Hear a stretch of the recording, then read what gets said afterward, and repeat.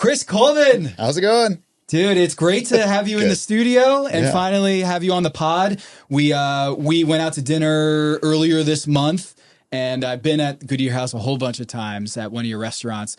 And it was great to sit down and talk to you because I didn't realize at that dinner you were showing me some of your favorite things about burgers and whatnot because we were at a French restaurant, Pastis, with their great burger. Great burger. And what we talk about is Charlotte's, entry into the food scene nationally. Yeah. And you have been on the food TV scene for a while now. Yeah. And so you're kind of like this representative of Charlotte, many representatives of Charlotte, but you've been on Beat Bobby Flay. Yeah. You've been on Alex vs. America, Chopped Champion, Guys Grocery Games. And you've been kind of a representative of Charlotte on these shows. Yeah. And so why is that important to you to not just be on these shows, national food competition programs, but also just try to get Charlotte out there? Yeah, well, I mean, Charlotte is my home. I was born and raised here. And I like to tell folks I kind of grew up at the same time as the city did, right? I was born in the early 80s. So I came of age at the same time that Charlotte was coming of age. We got the Hornets when I was 5 years old. Yeah. We got the Panthers when I was 11 or 12. And so people started to know, it was always Charlotte, North Carolina, and it started to become Charlotte, just period Charlotte, 10, 15 years ago. And for me, that's important. I take so much pride in this city, and I love this city.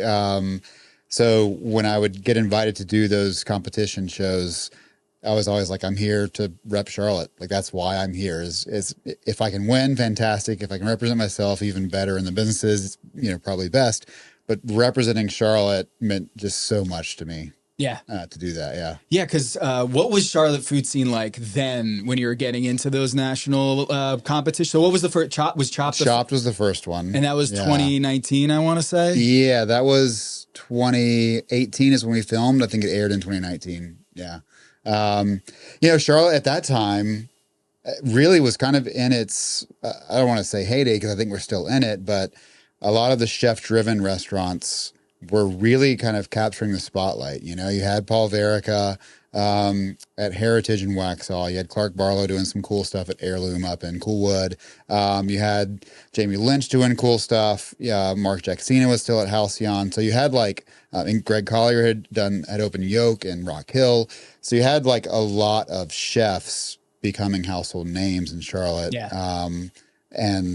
So that was really, really cool. I think Joe and Katie had already opened Kindred. I moved here in 2016. Yeah. And but not to cut you off, 10 years prior to that all of that I just said didn't exist. It was if you were going to dinner in Charlotte, you went uptown and you went to Ruth's Chris, or you went to Del Frisco, or you went to Morton's, or you went to Capitol Grill. It was very much a meat and potatoes steak town. There were a few chefs doing some things, but it hadn't come together in a collaborative way where chefs were propping each other up and representing Charlotte and talking about making Charlotte a great food scene. So what I mean by all that is early 2010s, I had done Asbury in 2014 and we got some recognition. Luca had done Passion 8 in Fort Mill. Gene Briggs was still at Blue, I believe. You had some chefs doing some stuff, getting some nods from, Charlotte Magazine, and then some JBF nods. Bruce Moffat at Stagione. Yep. And Barrington's was getting recognized. But it hadn't, we were all still competing, but not competing because we were just happy that anyone was walking in our doors and not going to the steakhouse. Yep. So it really came together in probably the early 2010s, 2015, 16, 17, when PCG, the Piedmont Culinary Guild, which I've been a member of since its beginning, I was on the board a couple of times. That's when we all got together as chefs and said, we really want to make Charlotte known as a food scene and do some cool stuff. And so we started collaborating together and sharing farm lists and, how can I help you? How can you help me?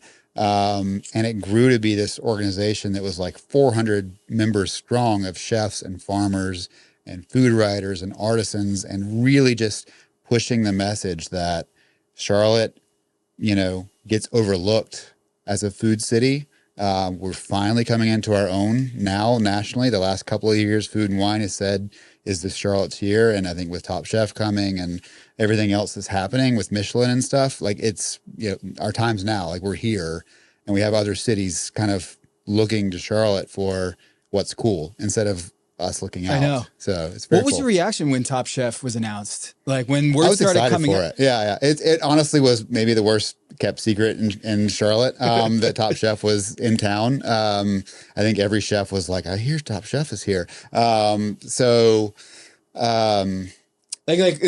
10 years ago, if I had sat you down and been like, Top Chef is going to come to Charlotte as a hub city. No way. 10 years ago, no way. Like, I just don't think that we were ready, but I don't think that anyone looked at Charlotte as they're ready. And now we are. So it's validation that we are a food scene. It is, it is really just going to show the national audience what we've been saying for 20 years. And that is that Charlotte is a place to be reckoned with. We have like awesome chefs here. We have awesome farms here. We have the coast. We have the mountains. We have the foothills and everything in between.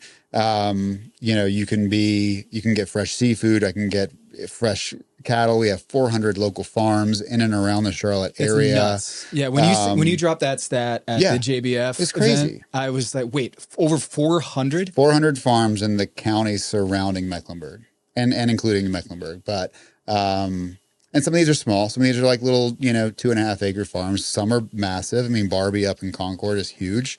They're one of the pioneer farms in Charlotte. And they're big enough now to where they sell to like Lowe's Foods and Harris Teeter. So, when you see the little plaques of like locally grown in Harris Teeter, a lot of it comes from Barbie Farms in Concord, which they still sell at the Davidson Farmers Market every Saturday. They still deliver to restaurants. So it's, again, we've got something very special in Charlotte. I like to compare it to California and growing seasons. And we're 3 hours from fresh shrimp and fresh fish. We're, an hour and a half, 2 hours away from Appalachian culture. Yep. So it's like it really is the best. And that's why I'm so proud of it. It really is like the best little town in America. It is a city that really punches above its weight. I mean, I think when you remember this as a kid, I was up in Connecticut in the Northeast, and all my buddies would all wear Charlotte Hornets gear because it was just the cool, the purple NBA and teal team. man. Yeah, the purple and teal with Muggsy and Zoe, Glenn Rice, Grandmama, Larry Johnson, man, he was my favorite. Dude, the best. He was so my fun favorite. with the gold tooth and the whole aesthetic and the colors. It was like the cool team back then. Yeah. So it like splashes onto the sports market, and you got NASCAR here, the headquarters in the Hall of Fame. It's the racing capital of America. Yeah. And then you have the Carolina Panthers come in and they take over with Cam Newton. Yeah. And it wasn't known as a food destination. It felt like almost like a place that you stopped over, had a layover at, and a steakhouse town. But when I moved here in 2016, it felt like it was getting in on the ground floor or something where chefs like yourself and Paul Verica was opening up a restaurant down the street. And I'm like, wait, a James Beard nominated chef is in Charlotte down the street from me. Yeah. And then it starts exploding where at this, it was at the James Beard Foundation platform venue earlier this February, where I'm invited to this dinner with you, Brittany Cochran from Stagione, who's going to be on Top Chef. Yep. And then just like a murderer's row of Charlotte chefs that were all together. And I was taken back by how like the camaraderie amongst you guys. Yeah. It was like you guys were best friends, and it was like you guys really were pulling for each other. You had a speech beforehand, kind of as the leader of the pack, so to speak.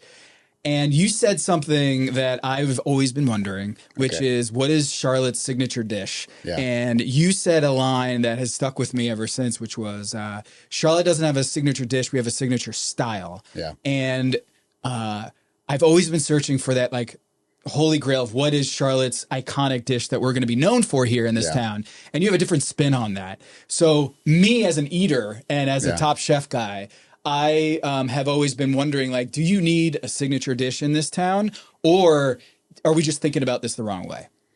Well, so Charlotte is a new city, right? I mean, compared to when you talk about old cities that have signature dishes, you think about shrimp and grits in Charleston, you think about gumbo in New Orleans, you think about, pizza or hot dogs in New York, you think about deep dish in Chicago or wherever. We're a new city. Yeah. We're about 40. We've been around for a long time, with the MECDEC thing, like we declared independence before America did. But as a city, we've been around for 40 or 50 years. And we're still a transplant city, Yep. I like to tell folks that I was born and raised here, and there was 5 of us that met at First Presbyterian Uptown for coffee every Tuesday to have a unicorn club. But I don't think we have a signature dish, and I think it's fine. I think it's fine. I think we have a signature style, and that is that every chef who cares about food in Charlotte, from neighborhood spots up to, a Michelin-starred spot at counter, is buying from the same farms. And we are buying from the same people who grow the same food. We're just treating it differently, whether it's a simple bowl of greens at Goodyear House or whatever Sam Hart's going to come up with next at counter, and everyone in between. And that's our style. Like we all root for each other. We all buy from the same farms. We all root for our farms. And that's who we are. And I think that is more exciting than going to every restaurant and having the same dish.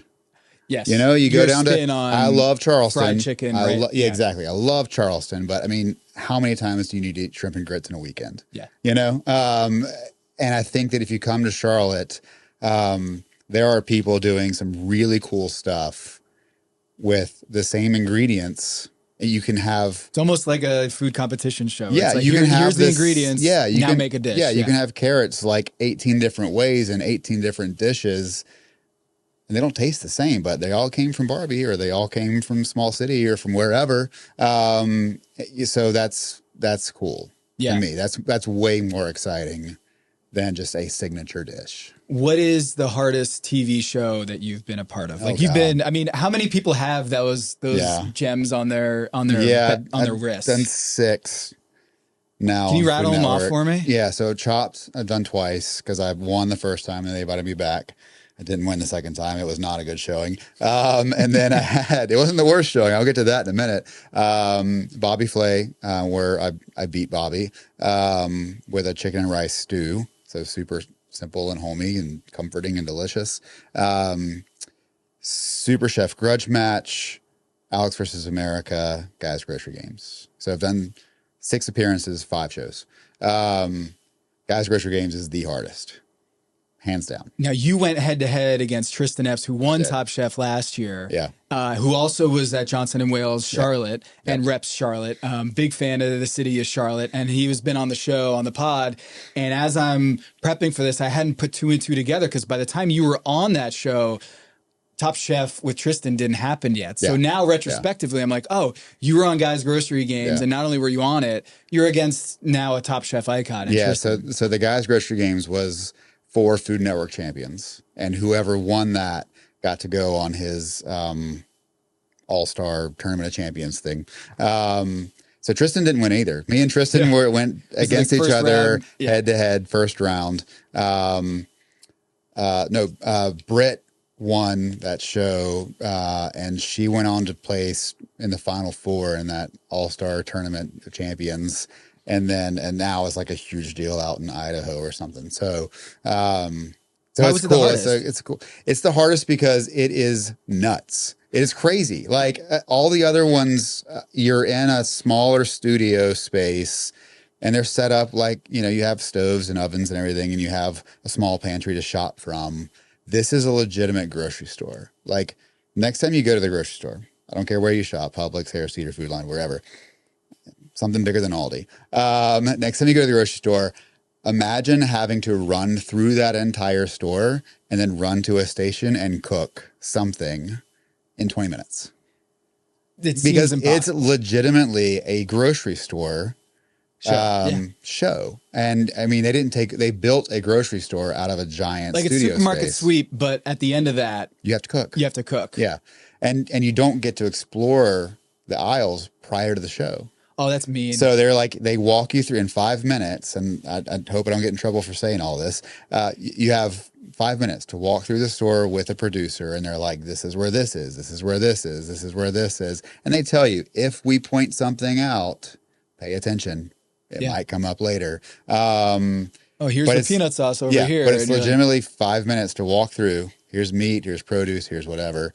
And when they reveal the game and Guy says 3, 2, 1, go, it's legit it does not stop and get your stuff together, like think through everything. It's 3, 2, 1, go. And you've got your shopping cart, and you are just what they didn't show you on the TV on the show is the first 4 minutes of me just scrambling, trying to find the ingredients that I wanted, and then grabbing the wrong cheese, and Guy coming over and being like, "Chef, that's vegan cheese." And I was like, "Oh no!" And so I had to run back and grab the right cheese, and then I go grab some plates that I wanted to use, and got back and was like, "Well, these aren't going to work at all." And then I had to go back and grab more plates. So it was like, oh no, yeah. I mean, 4, 5, 6 minutes into the round, I was like, "This is not. I'm done." Like, and there's no second chance. This is it. This is it. Right. This is like, all right, cut. Now let's do this again. Yeah. No. And I mean, I will say that the producers on that show and Guy himself are the nicest people in the world. They don't want you to fail. And Guy gives a pep talk to everybody beforehand. Like, we want to make you look good. That's why you're here. Like, we want you to succeed. We want to make you look good. We're not going to try to sabotage you. It's just hard. It's just very hard. I've always wondered this about Top Chef is, are there people who are built for TV competitions that they thrive in those scenarios?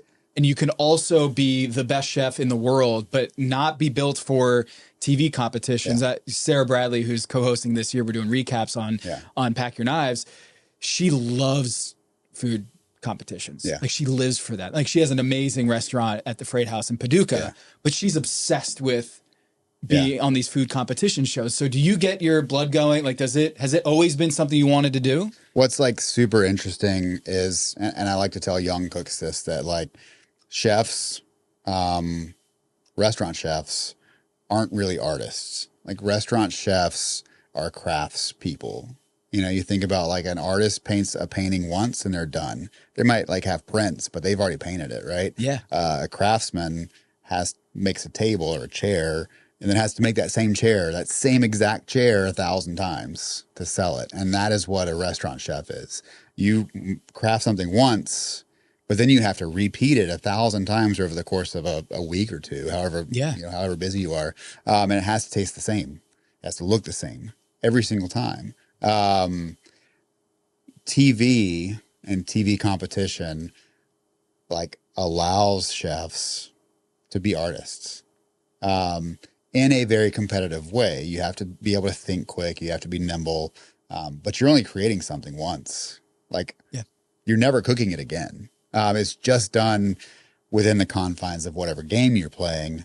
And so that's kind of fun. Like, you get to just like make a mess and play and have fun and make something that you feel like is going to represent you best and win the round or win the show.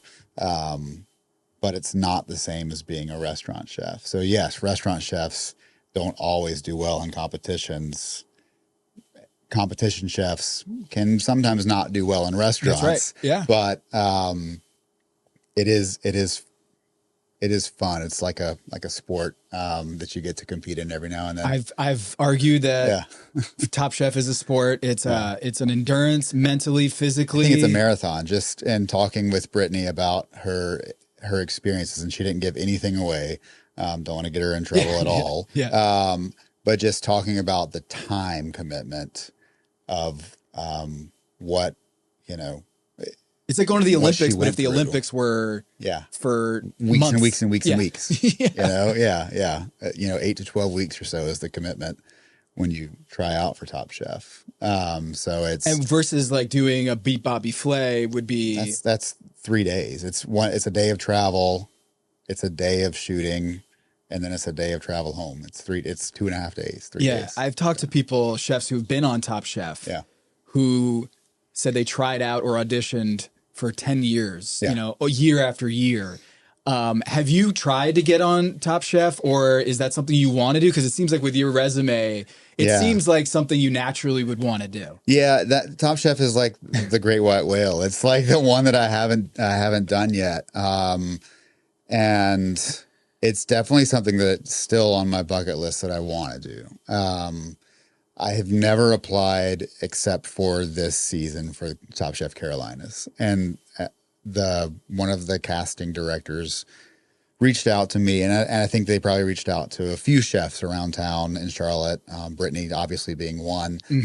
Like, we want you to apply. Like, they looked at Charlotte. I mean, when it was kind of announced, or not really announced, but when we heard, as chefs that they were going to come to Charlotte, there started to be a small pool of like who's going to get selected. We know there's going to be at least one Charlotte chef who's going to get selected. This is really testing your friendships at this point, right? You're like, everything's cool. The guild and everything. Right. But then once Top Chef comes into town, it's like, all right, well, there's only so many spots. Right. Yeah. We know they're going to pick one Charlotte chef. Who's it going to be? And the casting director reached out to a few of us. I don't know who all they reached out to. I just know that they reached out to Brittany. Obviously, she's on the show, and they reached out to me asking me to apply. And it's something I really struggled with. Like, I thought, I wanted to do it. But at the same time, I have a 14-year-old and a 10-year-old and 4 businesses. And so the idea, and a wife who I love. By the way. Married for 21 years. So the idea of being away, again, and they tell you in the application, it's an 8 to 12 week commitment, depending on how far you go in the show. And I don't play to lose. So I'm like, can I be away for 12 weeks? And during the time of the filming, I would have missed my daughter's birthday, my son's birthday, Halloween, possibly Thanksgiving, if you go on, and the start of school, because it started in August. That's a lot. Dad. What a good dad. That's a lot. And, so I did eventually apply. I think I waited too late because I think they probably had already started the interviewing process. And, I sent in my application probably 3 or 4 weeks after getting that initial call. Let the director know that I had applied. She said, awesome, we'll call you if we have any questions. And I never heard from them again. So I think at that point, they probably had already zeroed in on a couple that they were interviewing and ultimately chose Britt. But can you talk to me about Britt? Because give a scouting report. She's awesome. She is super, I have give not the people worked. The deets on. Yeah, so Brittany Cochran, she is the chef at Stagioni. And Brittany has been in town here for probably 10 or 12 years. She's not from Charlotte. She came to Charlotte to go to JWU, graduated, got a job, kind of kicked around some kitchens in Charlotte a little bit. I first met Britt when she was Nick Daniels' sous chef at the Wooden Vine, which used to be next to Asbury, where I was the chef in Uptown. And so, we would see each other almost every day because we were neighbors. And Britt was always kind of quiet and strong. And I mean, she's short and she's tough, and you can just tell she's a little tough. So I hadn't really worked that much with her. And when we, I was asked to help kind of gather the group of chefs for this JBF thing. And, we wanted to include her, to really help her celebrate and show off the Top Chef stuff. That's what I really got to hang out with her for the most amount of time in New York earlier this month at the JBF platform. And I love me some Brittany Cochran. She is so much fun. Yes. She's tough. And I'm sure she's going to, you gotta be if you're on Top Chef, man. She's going to be a good competitor. I'm excited to see how the season goes. But she kind of flies under the radar. She's a super talented chef. And she's gotten a few accolades here and there in Charlotte over the last 10 years, but I anticipate Top Chef helping to rise her star even more in Charlotte. And I'm so happy for that because she's awesome. Can you help people understand Charlotte as a food city and what makes it different than, say, Raleigh or Charleston? And as a native Charlottean. Yeah. Or charlatan, you know? Charlatan, that's a funny one. People are like, what? What? A Charlottean as yourself, what makes Charlotte versus, say, other Carolinas, Greenville, Charleston? Like everyone might loop them all together, but what makes it distinct? Yeah, I some of the stuff we talked about a few minutes ago, I think I would say Charlotte and Greenville are pretty similar. We're both have been historically agrarian. We've got a lot of farming in the Piedmont region of the Carolinas. Yep. So we're very much from a food perspective, we're very much farm driven. Whereas you look at Wilmington or Charleston on the coast, they're obviously coastal cities, and Charleston is a hugely important historical city with a food culture all of its own. But we're a city of industry. We're a banking town. When I say that I came up at the same time as Charlotte, it's because Nations Bank was founded, that eventually became Bank of America right after I was born. And now Bank of America is the second or third largest bank in the world, right? So we're a banking town. We have Duke Energy here, which is a huge player in electricity. We've got a lot of other industry here. So people move to Charlotte, and I think they're starting to move to Greenville for work. And then they find out it's a pretty cool place to live. Yeah. Like this, you have 4 seasons here. The weather is great. You've got sports teams. You can vacation again, mountains or coast in a couple of hours either way. So what separates it from other cities? I think the fringe cities, and what I mean by that is way to the west, Asheville, or way to the east, Charleston, Wilmington. We're obviously right here in the middle with farming and stuff.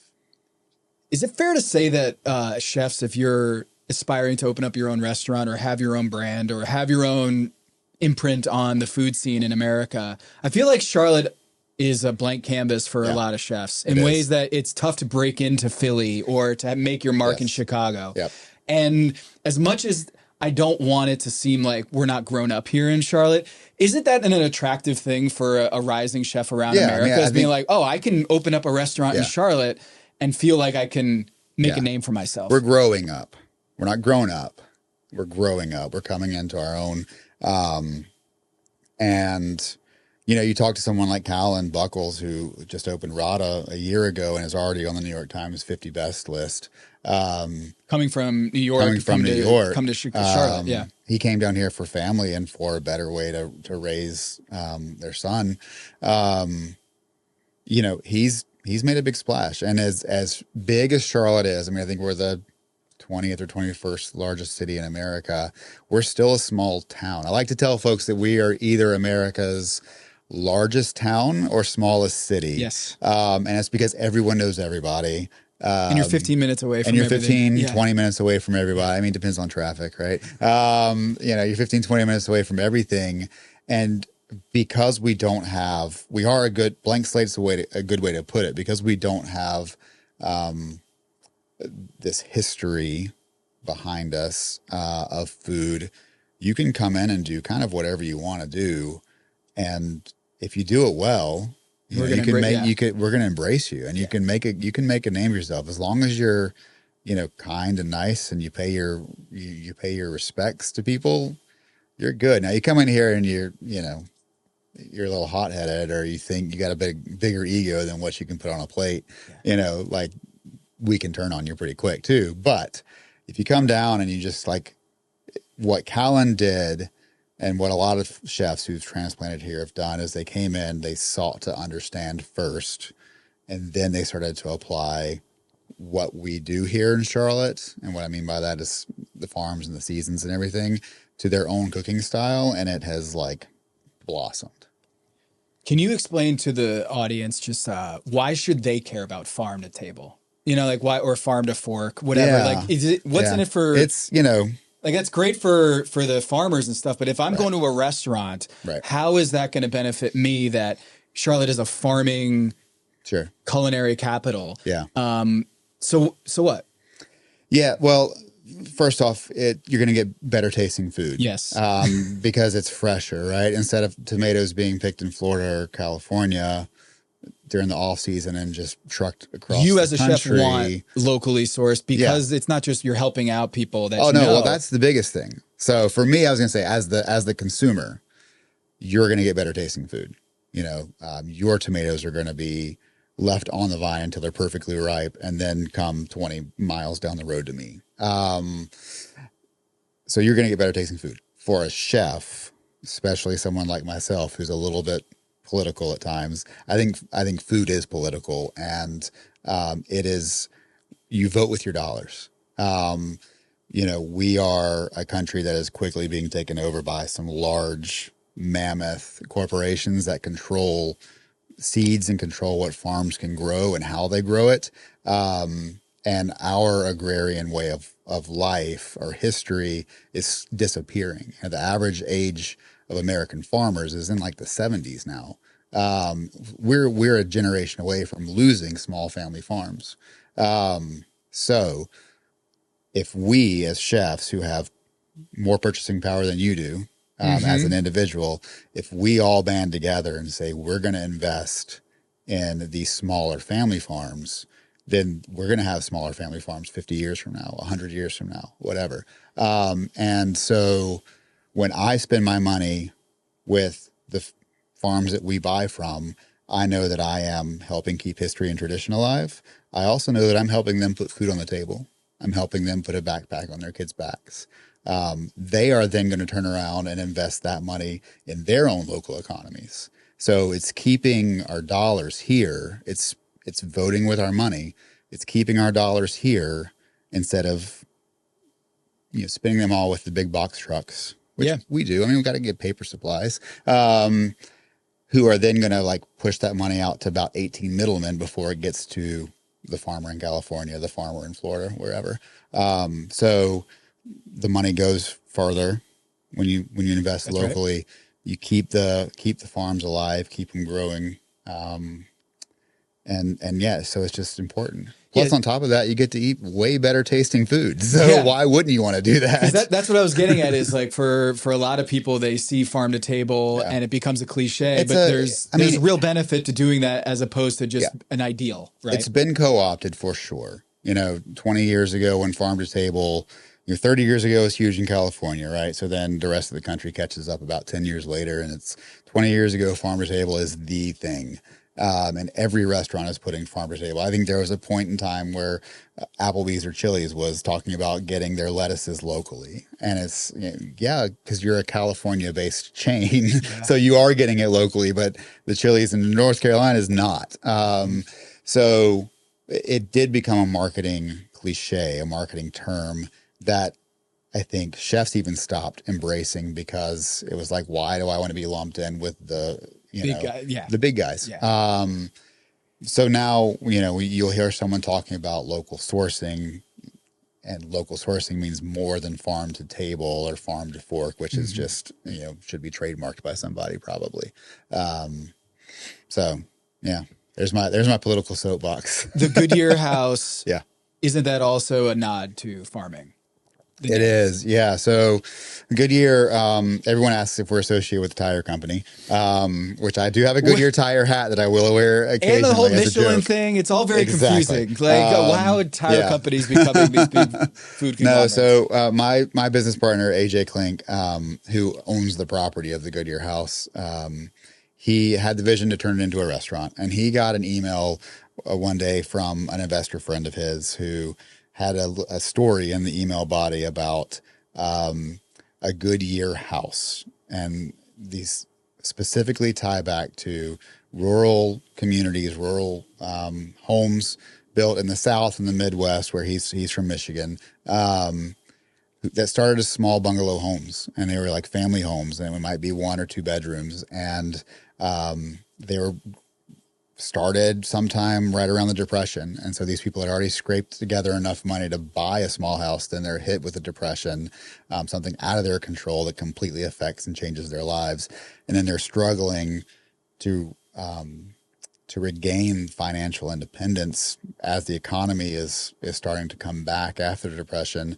But they're really reliant on good years. They're really reliant on sun and soil and rain to bring the crops in so that they can sell them and they can have a good year.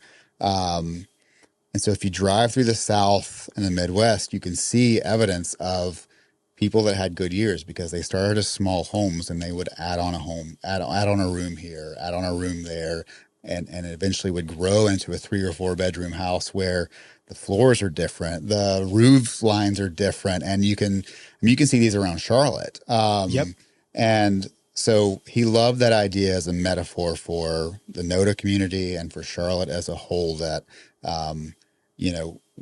we are reliant on things outside of our control sometimes, but when we have a good year, it is smart to invest in ourselves, in our home, and so that. Charlotte has had some good years. Charlotte has had some bad years. But when we have good years, let's celebrate. Let's open the doors. Let's have a party. Let's have our friends over in the backyard. And that's kind of what Goodyear House is. Yeah. Your restaurant group, your hospitality group built on hospitality feels like the word built, Goodyear, feels like growth, right? Yep. Charlotte does seem like a growth opportunity for like I am, and Brittany and Callan were all examples of people who came after you. You built this, you and the other chefs and the people of Charlotte, native to Charlotte. We are very attracted to Charlotte to come and visit for a couple of years and see if it sticks. And then it sticks and you're like, oh my God, I'm raising my kids here. How did that my happen? daughters are 9 and 6 and they were born here in Charlotte. And I made the decision, we're leaving Miami in 2016.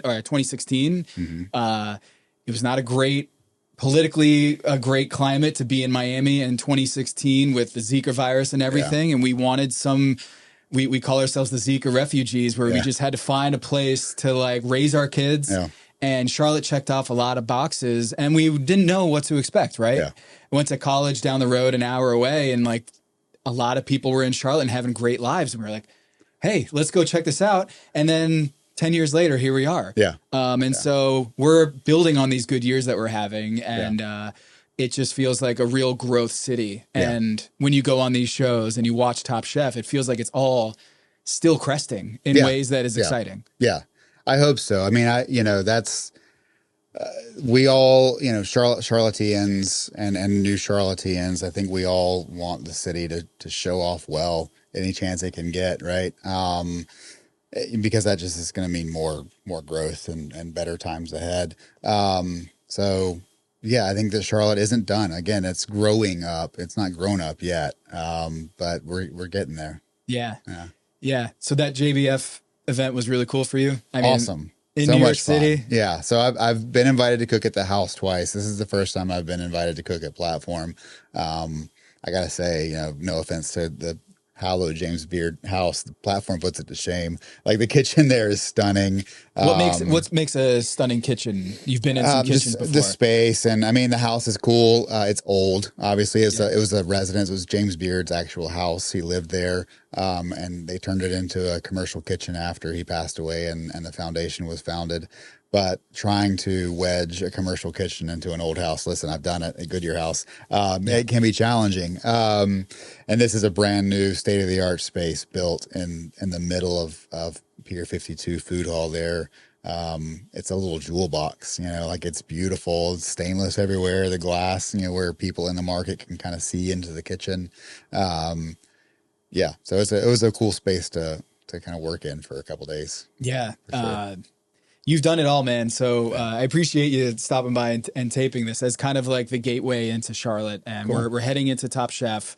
And thanks for introducing people and helping introduce people to Charlotte. I feel like of course. People listening to this, you got to come to Charlotte. Yeah. You got to come down, and it's an awesome place to visit, and it's an awesome place to live. And I think the Four Seasons, like not literally the capital F, Four Seasons, but it does in a culinary sense, it does produce some really exciting plates, you know, that it's one thing that I always struggle with sometimes with the seasonal menus is just, I have this amazing fish dish or amazing cabbage dish. And then 2 months later, it's a different dish, but that's part of the game. That's part, and I mean, as a chef, that's exciting, right? And yes, we could get, I used tomatoes as an example earlier. I can get tomatoes year round, you know?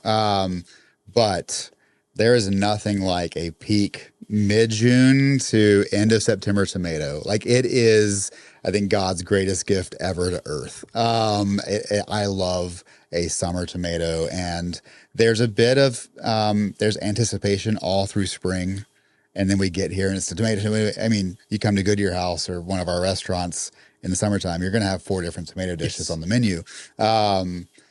And there's sadness, you know, at the end of September, kind of mid-October, when we can't get tomatoes anymore because it's just gotten too cold.